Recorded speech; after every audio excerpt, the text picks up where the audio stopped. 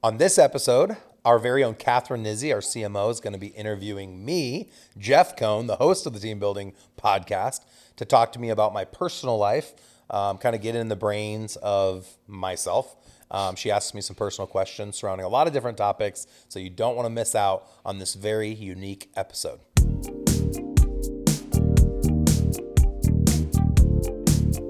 Hey, I'm Jeff Cohn, host of the Team Building podcast, where we interview top team leaders, broker owners, and thought leaders across the country. Today I have a special episode, never brought to you before. I will be the guest, and Kathryn Nizzi will be the host. I get to interview the team leader, the broker owner, and the thought leader, Jeff Cohn. So hope you guys enjoy this episode. I'm going to work my hardest at being authentic and being able to deliver you great content. Kathryn, take it away. I don't think we've done a personal episode ever. And I think people really follow you, Jeff, and they want to know what you're up to, what's on your mind, what are you filling your time with? We know that you're sailing certified. We know all of these things, but what makes you, people want to know, like, I think, especially when people get to a certain caliber, they forget to connect and be personal. Mm-hmm. And this isn't our normal type of episode, but we want to know what makes you excited. We want a life update. What's motivating you? What are you sick of? What's your favorite food right now? What? I told Kathryn in this episode that she's in charge, so I don't have to answer it. Okay. There's not much I wouldn't talk about. No. For those that come to Omaha and get to spend time. Yeah. I have a big personality. I'm willing to be authentic and share. So whatever you want to talk about, what do you think the audience would enjoy? Ask away. I guess right now, what's exciting to you? Yeah. We have the season, summer's coming up. What's exciting? I think the thing I'm most focused on is making sure we have all the right people and wait. Well, I'm already going to cut you off because I didn't say focused on. I said, what's exciting? I feel like I'm excited. There we go. About building the foundation that's going to help support the growth of elite real estate systems. So from a work standpoint, business, I mean, for anyone that's an entrepreneur, your personal life and your work life are intertwined. The same. Yeah, it's pretty much the same thing. But I'm excited about it. I'm very passionate. If you watched our last episode, we talked about our rebrand. I'm very, very passionate about helping people increase profit, build wealth, create freedom, so that I can continue to increase profit, build wealth, create freedom. And I am excited. There's a lot of little pet projects that I'm excited about. We have a marketplace that's coming out soon called ERS Marketplace. It'll probably be Elite Marketplace, where people can go and they can order their signs, just listed, just sold postcards, everything you pretty much can imagine will live on that platform. And what's cool about it is other people that partner with us can make money off of it as well. So everything we're doing, it's paying it forward and helping the people in our world. I'm excited about that. Yeah. And as somebody who knows you personally, we're friends and we've spent the last 7 years together for probably over 40 hours a week, every week. There's been a big shift in yourself and your being and who you are. And you talk about what's motivating to you and what's exciting to you, and being an entrepreneur and working in that space, the personal life, all of that stuff, it's one. There's no difference. And so you've really gone through a transformation, I would say, over the last 2 years, 18 months, 1 year. And you're a different person and you're working on being a different person every single day. You have also shifted your mindset of not being a team leader or a broker owner, but more of being a thought leader and driving the real estate industry forward, but driving others around you forward and upward and being elite and leveling up. So what is your perspective right now on who you are and who you want to be and what's driving that and really what's caused that shift? Man, imagine you guys listening to this if someone asks you that question. It's a good question. And I am very self-aware and I have an answer, but I would like everyone to pause and ask this question of yourself. I mean, it's a big question. So I think we all can choose to be complacent. You could make $30,000 a year and say, this is good enough. I'll be happy the rest of my life. Or you could make $100,000 and say, this is good enough. You could make $1 million and say, this is good enough. For me, after I made my first $1 million in my Do you think Jeff Bezos thinks it's good enough? Exactly. Yeah. So it's not about the money. It's not about the ones and zeros. It's about the impact and effect that we have in this life. There's a lot I can say. I'm not going to go on tangents. I have other things I would add to that. But for me personally, it wasn't about the money. It was about experiences. Money for me buys me time. Anytime I can spend money on time, that's great money spent. So getting to a place faster, taking a private plane, which I've only done a few times. But time is everything to me. And so from my mind shift standpoint, it was recognizing the importance of me scaling up as a person, as a leader, as a father, as a friend, in every aspect, so that I could show up better for the people that follow me.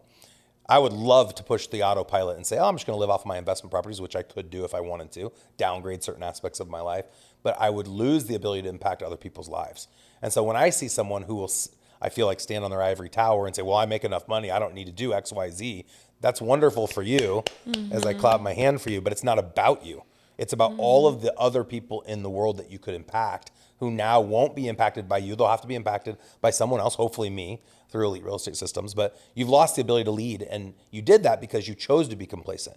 And how many of us listening, and me included, are complacent in certain areas, and because of that laziness, that complacency, others now won't be able to reap the benefits of us having an abundant mindset. So I'd say for me personally, last 2 years, I've spent a lot of time thinking about, what do I want out of life? How do I want to impact my life by the way that I choose to spend my time? And what kind of impact will that have on others? And am I happy about the impact that it's going to have on others? And so with the choices I make every day, every week, every month, every year, I ask myself, how does this affect myself? How does this affect the people closest to me? And then how does this affect people that I might not even know? Yeah, ripple the ripple effect.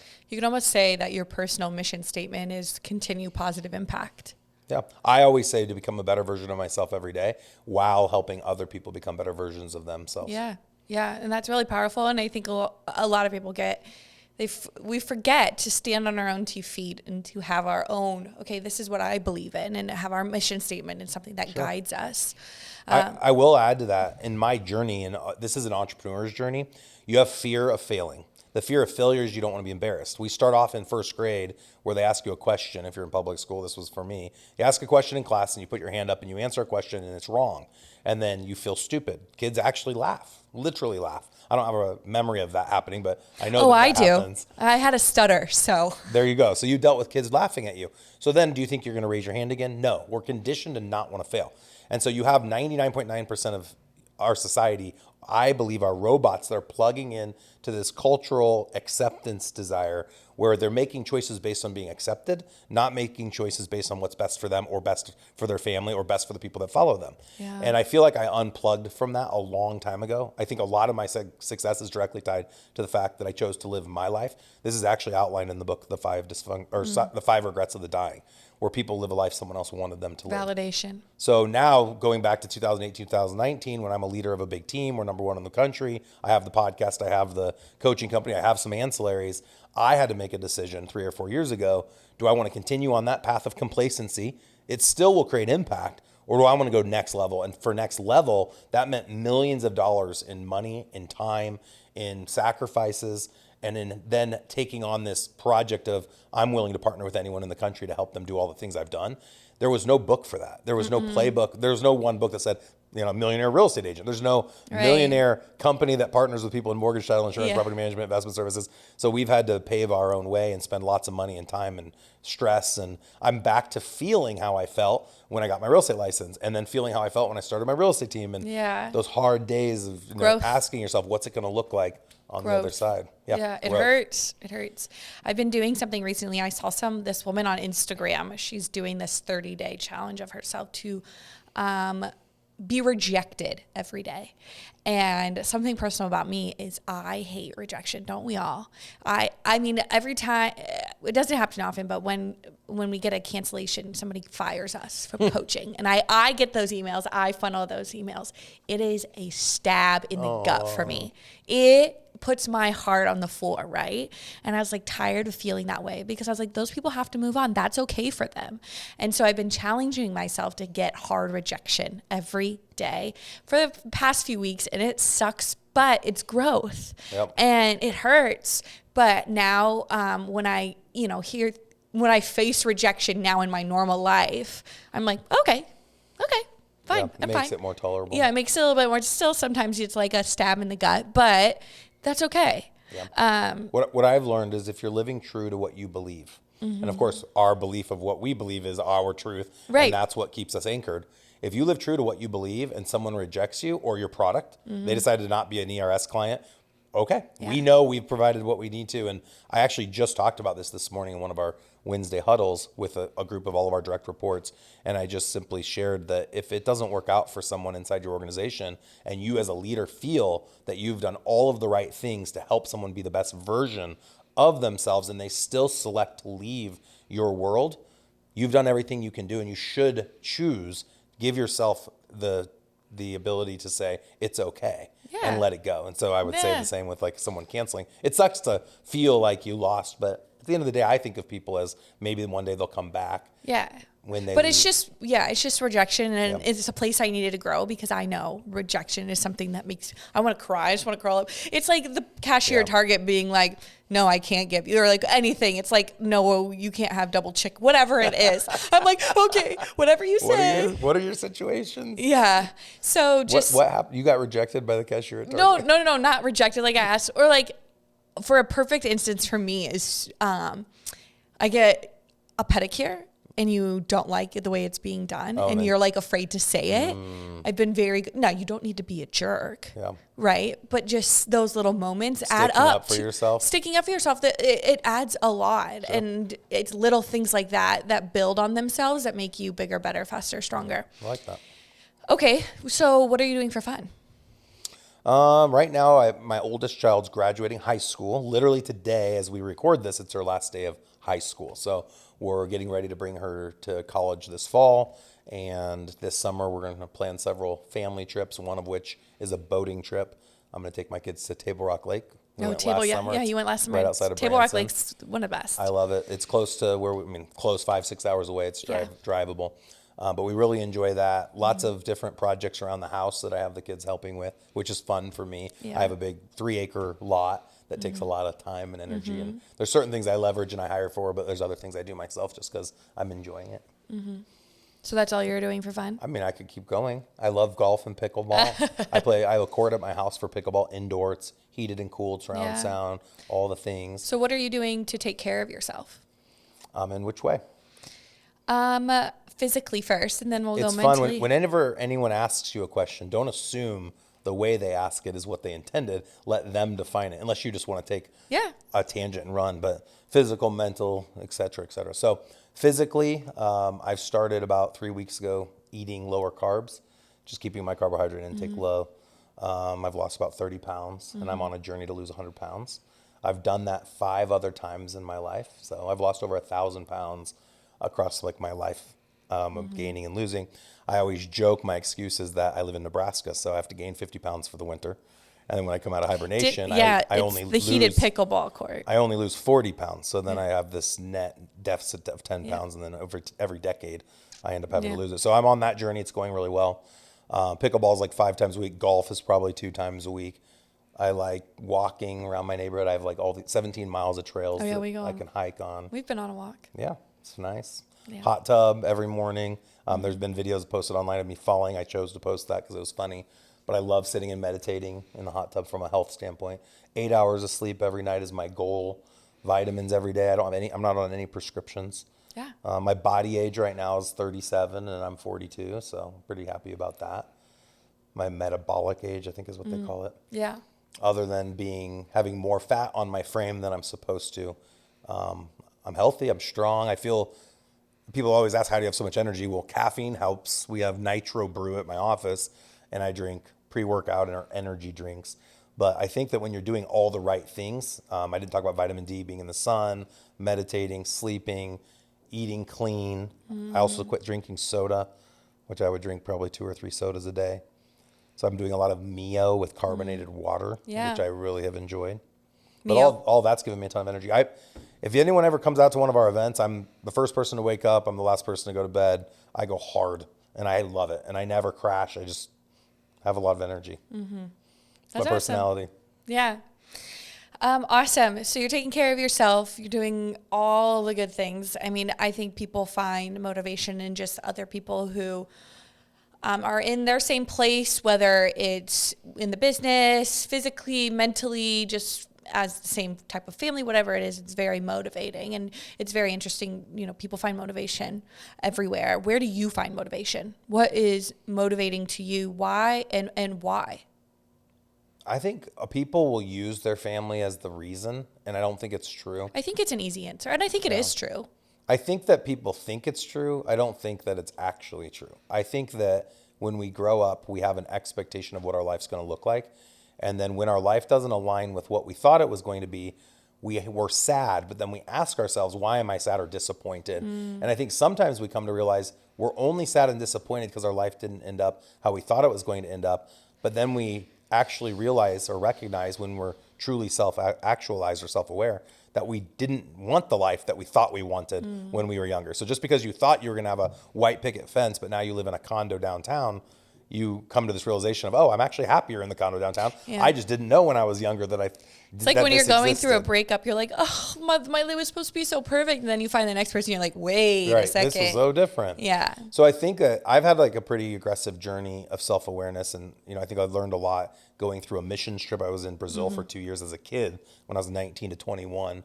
And, you start recognizing what really matters. And it's relationships, it's family, it's the cliches. But you don't truly feel that until you have those relationships or those families, that you're spending time with, and you realize that is all that really matters. And at the end of the day, independent of what religion you are or what you believe, we do all die. We will die. Revolutionary. Everyone listening? Most people don't face that. And I actually am very aware and cognizant and think about that. And so you asked what motivates me. What motivates me is I want to be the best version so that I'm living my best life and can create the most impact, not only for me and get to have the reward of helping others, but also the impact that I could have for others so that there is that ripple effect. And I know, like, for the weight loss piece, I actually am really good at everything I do, even overweight. And I don't mean that narcissistically, but the things that I choose to do, I'm competitive. I've always been competitive. Anyone that's played a sport with me is laughing right now going, yeah, he is actually pretty damn good for his size. But I was uncomfortable. It's uncomfortable to be overweight. And so all of us are overweight in different areas of our life. I think it's funny. I saw a bumper sticker once that said, don't judge me that I sin differently than you. And we can change the word sin. Like, don't judge me that the thing you can see, if you're an alcoholic or a smoker or someone overweight, vices. You can outwardly see it. And so people will judge. Yeah. Everyone has something they're addicted to. Right 100%. Now, as we talk about this, everyone has a thing that they wish they did less or didn't do it at all, or something they know they need to remove from their life. Weight or someone being fat or obese, whatever you want to call it, is an outward symptom of something else. And so it's kind of going through this self-awareness journey of kind of a self-discovery. What do I really want? I can be successful overweight. I would be more successful not overweight. So that's somewhere where I just wanted to improve. I want to look better, feel better, not for vanity's sake, but just for longevity of life and for a healthier lifestyle. Yeah. Awesome. Okay, we're going to finish off with some rapid fire questions. Are you ready? Let's go. Favorite movie? Just one? One. I know, if you guys know Jeff, he quotes a movie, I think, in every conversation he's ever had in his entire life. So. One movie's tough. Favorite movie? It need to be a genre. We'll say Shawshank Redemption. Oh, not a POW movie. There are some good ones. Okay. A favorite food? Thai food is my favorite. Oh, it's so good. I love Thai food. Bangkok chicken, spicy 5. Spicy 5. I had to go down on the spice on a scale of 1 to 10. Favorite place you've ever visited? Again, so many places. No. Victoria Falls, South Africa. Okay. And number 4, the question is your favorite thing to listen to, or what are you listening to during a workout? 2000 Hip Hop Essentials. Okay. And last but not least, favorite employee? Ooh. There's only one correct answer. Beth. Oh, okay. Beth is awesome. Beth is our director of first impression. She works. Yeah, if you've been in our office, you have been impacted by Beth. So, well, awesome. I'm glad we got to flip the script and dive a little deeper into your brain. I think you are correct. When you come into Omaha, you get to know these things when you visit us or see us in person. We're kind of open doors, and we just want to be able to share that more and on the podcast. And I think you get to have a deeper conversation. People get to know you, and they get to know me, and we don't necessarily get to know the listeners of the podcast. Right. So people will come up to us and be like, they'll say, I feel like I know you so well because I listen to all your episodes. Yeah. And we're I've like, been in coaching. who are you? Right. Yeah. So what is our next event? Yeah. So if you have a chance to do anything or come out to Omaha, this summer we'll be hosting a couple virtual events. Our next one is the week of June 10th, which is our virtual team building summit. Team building workshop, our virtual team building workshop. But our next big in Omaha event is our annual event called the Team Building Summit. And that's September 4th through September 6th here in downtown Omaha. It's at the Marriott in Capital District, downtown Omaha, beautiful part of Omaha. And I would also like to say, I think Omaha in September, it doesn't get better. I think you and I have traveled a lot of places, but September in Nebraska is a beautiful place to be. So we invite you. And downtown Omaha is awesome. Omaha is vibe, awesome. Lots to do. Yeah. And so more details will be coming out about that, but that's our next in Omaha experience. I know our sales team and our marketing team will be doing a lot of virtual events and maybe some more in person this summer, but we invite you to the Team Building Summit or our virtual team building workshop the week of June 10th, which will be hosted by Norm, Elliott, and Logan Boyce. So we're very excited. So how do people get tickets for these events? All the details are always on our website, eliterealestatesystems.com. And it's brand new and it's beautiful. Awesome. But thank you for letting me host you. Nice work, Kathryn. Thank you. And we will see you all next time. Awesome. Thank you.